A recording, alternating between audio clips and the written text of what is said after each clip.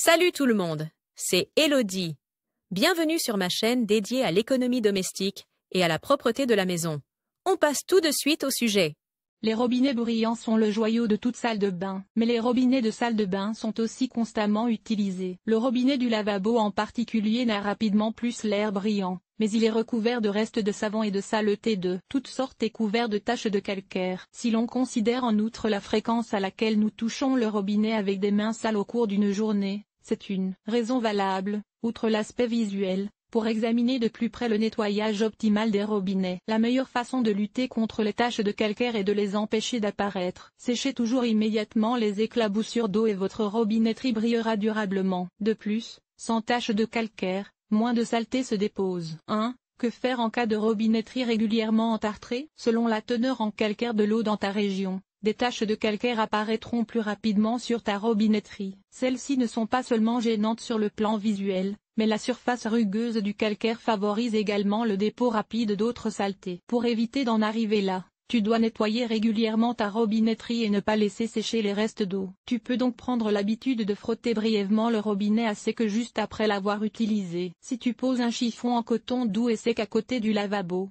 c'est également très rapide. 2. Ces produits et aides de nettoyage sont adaptés au nettoyage des robinets. Tout d'abord, voici quelques conseils sur ce à quoi tu dois renoncer lorsque tu nettoies des robinets, pour ne pas endommager la surface lisse, généralement chromée. Tu ne dois pas nettoyer avec des chiffons ou des éponges qui grattent beaucoup. Il s'agit notamment des grattoirs à casserole et des éponges en acier, mais aussi du côté rugueux des éponges de nettoyage. Certains fabricants de robinetterie déconseillent même les chiffons en microfibre. En revanche, les chiffons et les lingettes souples conviennent dans tous les cas. Maintenant, tu penses peut-être qu'avec un nettoyant puissant, tu peux éliminer sans problème toutes les taches, et aussi les bactéries et les germes. C'est certes le cas, mais tu risques ici aussi d'endommager la surface chromée revêtue. Et même les petites rayures sont une base idéale pour que la saleté s'y dépose d'autant plus facilement. Dans le pire des cas, et selon le matériau utilisé, des taches de rouille peuvent même apparaître. En revanche, les nettoyants d'eau à base d'acide citrique sont bien adaptés. Le citron est idéal pour éliminer les taches de calcaire et pour désinfecter. Les nettoyants d'eau au vinaigre ou même le liquide vaisselle normal,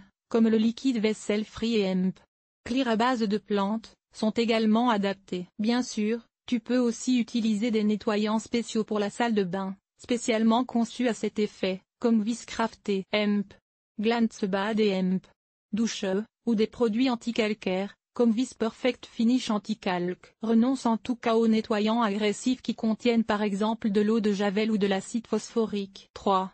Comment nettoyer la robinetterie et éviter les dépôts de calcaire? Prends un produit de nettoyage de ton choix. Verse une goutte sur le chiffon doux et nettoie la robinetterie avec. Ne vaporise jamais le produit directement sur la robinetterie. Ensuite, tu rinces bien le robinet à l'eau claire et froide et tu le sèches finalement avec un chiffon sec et doux. Ainsi poli, ta robinetterie brillera comme un sous neuf. Il est un peu plus difficile de nettoyer réellement les petits coins et les fissures autour des robinets. C'est surtout dans l'interstice entre le robinet et le mur que s'accumulent souvent les saletés inesthétiques. Ici, tu peux t'aider d'une vieille brosse à dents sur laquelle tu mets un peu de nettoyant et qui te permet de bien atteindre les coins. 4.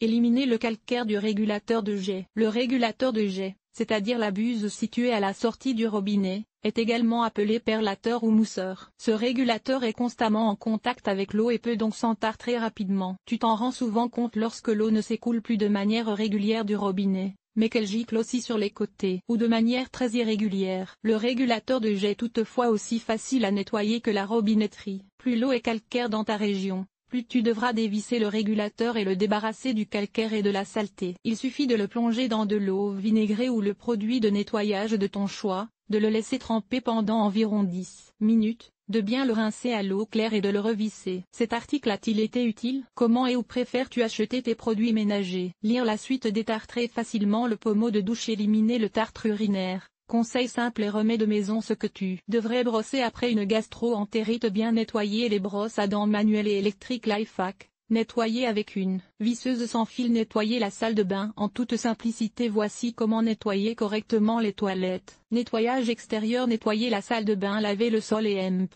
les surfaces famille, organiser le ménage, entretien des vêtements. Nettoyer la cuisine, agir de manière durable, linge.